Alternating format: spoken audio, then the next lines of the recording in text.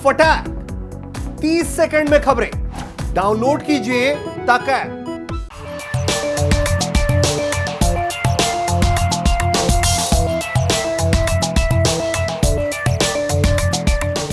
नमस्कार, जय हिंद। भारत तक देख रहे हैं आप और मैं हूं ऋषिराज। बात करेंगे रूस और यूक्रेन के तनाव की, जहां खबर है कि लाखों सैनिक इस वक्त यूक्रेन की सीमा से लगते हुए इलाके में रूस ने तैनात किए हुए हैं। रूस लगातार यह कह रहा है कि उसने अपनी सिर्फ सुरक्षा के लिहाज से, कहीं युद्धाभ्यास के लिहाज से अपने सैनिकों को तैनात कर रखा है। उसकी कोई मंशा नहीं है कि वो यूक्रेन के अंदर घुसपैठ करे, हमला करे। लेकिन इस पूरे कारण से जो गतिविधि हो रही है, एक तरफ जहां नाटो के साथ बातचीत डिरेल होती हुई दिख रही है, अमेरिका के साथ रशिया का तनाव बढ़ता हुआ दिख रहा है, उस बीच एक बड़ी खबर आई है, वो ये कि यूक्रेन के पक्ष में दो ऐसे देश सामने आए हैं जिससे रूस का पारा बढ़ सकता है। रूस जो है वो लगातार ये कह रहा है कि हमारा धैर्य जवाब दे रहा है। जिस तरीके से हमारे खिलाफ हथियारों की तैनाती हो रही है वो रूस के लिए चिंताजनक है, और रूस जो है वो अपने सुरक्षा के लिए किसी भी हद तक जाने को तैयार है। तो खबर क्या है दोस्तों? खबर यह है कि कनाडा ने अपने कुछ स्पेशल ट्रूप्स जो हैं वो यूक्रेन में भेज दिए हैं। जी हां, सही सुन रहे हैं आप। और दूसरी तरफ ब्रिटेन ने भी कुछ हथियार जो है वो यूक्रेन को मुहैया कराए। ये हथियार कौन सा है आपको इस वीडियो में बताएंगे, और कनाडा ने जो स्पेशल ट्रूप भेजा है वो क्या करेगी ये भी हम आपको बताने जा रहे हैं इस वीडियो में। तो खबर है कनाडा के ग्लोबल न्यूज से कि कनाडा ने यूक्रेन में विशेष बलों के ऑपरेटरों की एक छोटी टुकड़ी को तैनात किया है। बीते हफ्ते मॉस्को और कीव के बीच तनाव को हल करने के लिए जब बातचीत बिना सफलता के खत्म हुई, उसके बाद बताया जा रहा है यह फैसला हुआ है। कनाडा के विशेष अभियान की उपस्थिति नाटो सहयोगियों द्वारा यूक्रेन में रूसी आक्रमण को रोकने और यूक्रेनी सरकार की सहायता करने के तरीकों की पहचान करने के प्रयास के हिसाब से बताया जा रहा है कि किया गया है। हालांकि सूत्र जो है वो इस तरह की खबरों की पुष्टि बहुत हद तक नहीं कर पा रहे। ग्लोबल न्यूज ने कहा है कि यूनिट को पूर्ण पैमाने पर आक्रमण की स्थिति में कनाडाई राजनयिक कर्मियों के लिए निकासी योजना विकसित करने की मदद का भी काम सौंपा गया है।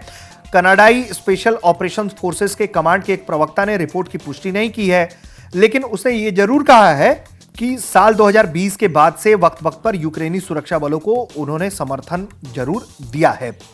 कनाडा की विदेश मंत्री जो हैं मेलानी जोली रूस द्वारा आक्रामक कार्रवाइयों को रोकने के प्रयासों पर चर्चा करने के लिए कीव में थी, और यूक्रेन के प्रधानमंत्री डेनिस शामगल के साथ जो है मुलाकात की भी खबर है। आपको यह भी हम बता देते हैं कि दुनिया में जो है यूक्रेनियन आबादी जो है कनाडा में वो तीसरी सबसे बड़ी आबादी है।